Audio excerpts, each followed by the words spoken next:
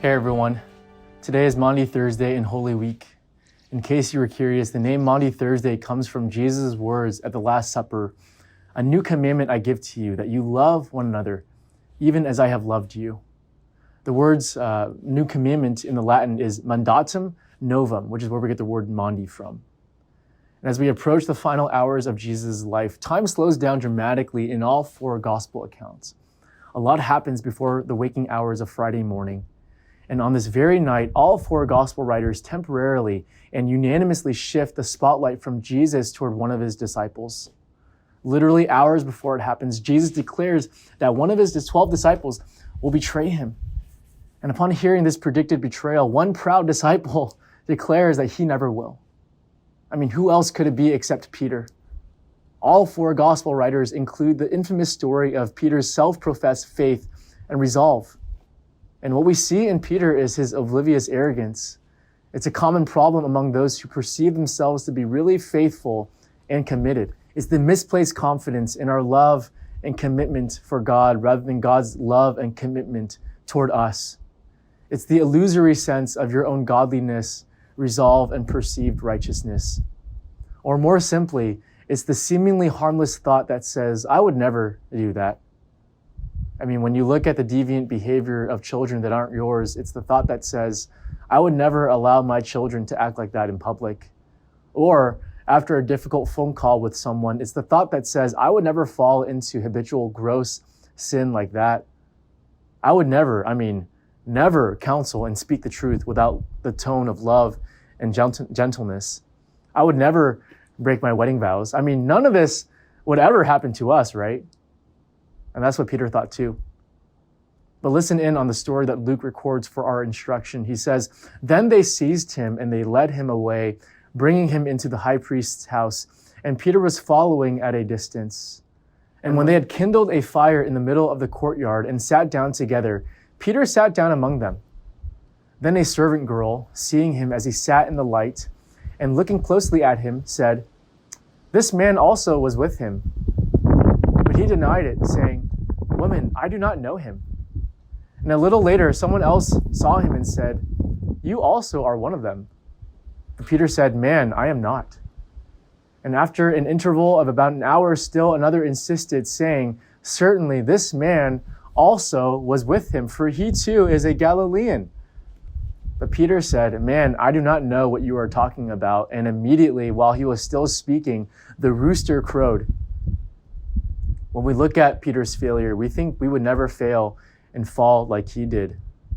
2,000 years later, many of us believe that we are simply cut from a different cloth from Peter and the disciples. I mean, we have their stories, we know their history, so as not to repeat the same mistakes. I mean, sure, we sin, but not like that. I mean, we go to Lighthouse Community Church. We can counsel our own hearts. We know our Bibles and have good theology. We live in a good environment. We can never deny Jesus like that. But we can't talk about our own personal pedigrees without first talking about Peter's. I mean, sure, Peter was just a rural fisherman, but have we forgotten that he was one of Jesus' personally chosen disciples? He was in Jesus' inner ring. He saw the miracles. He saw Jesus' transfiguration. He was given key to the kingdom of heaven. He was given a foundational role in the apostolic era of the church. Many of us are tempted to think that we and Peter are fundamentally different people, but the problem is that we're not.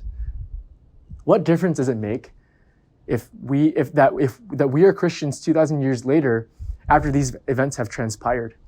What extra immunity does that give us? Because once we start saying, I would never do something like that, I would never talk the way that they do, I would never act like those two people, I would never believe what these people believe, then we've already taken the first step in our own fall. Don't ever be surprised at what your fallenness is capable of doing. Because the reality is that we could, and we do, every single day. We pat ourselves on the back by not denying Jesus with our mouths in front of others. We might think we've passed the test of not caving into people-pleasing, but the likelihood of being confronted with the infrequent choice of denying Jesus in front of others is much less likely than the daily choice of denying Jesus in our own hearts. If you think about it, we suppress and deny the reality of Jesus all the time in our own hearts. We tune him out of our minds and tune into something else instead. How often Have you tuned Jesus out this season in favor of doing your own thing, or looking at the news or politics, poring over a hobby or a relationship, or even implicitly discipling your children to care about success and upward mobility? I mean, we would seriously rather think about something else instead. We consciously and even unconsciously deny Jesus all the time. And so the story of Peter is really the story of all of us. The reality is that Peter's denial could happen and often does happen to all of us. But is this the end of the story for Peter and for us? This is what the rest of our passage says.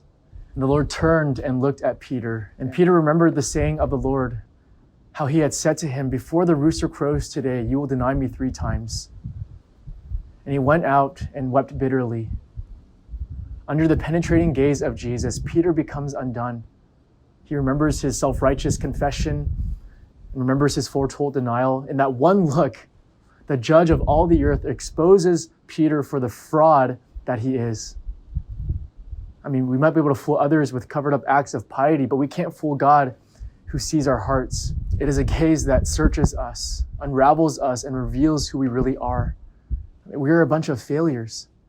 Failure is at the very heart of the human condition. And what Maundy Thursday teaches us on the eve of Good Friday is that we must believe that we are no better than others if we truly profess to believe in the cross of Jesus Christ. The cross of Jesus only works for people who really believe that they are the worst. But does Jesus' gaze only end in judgment?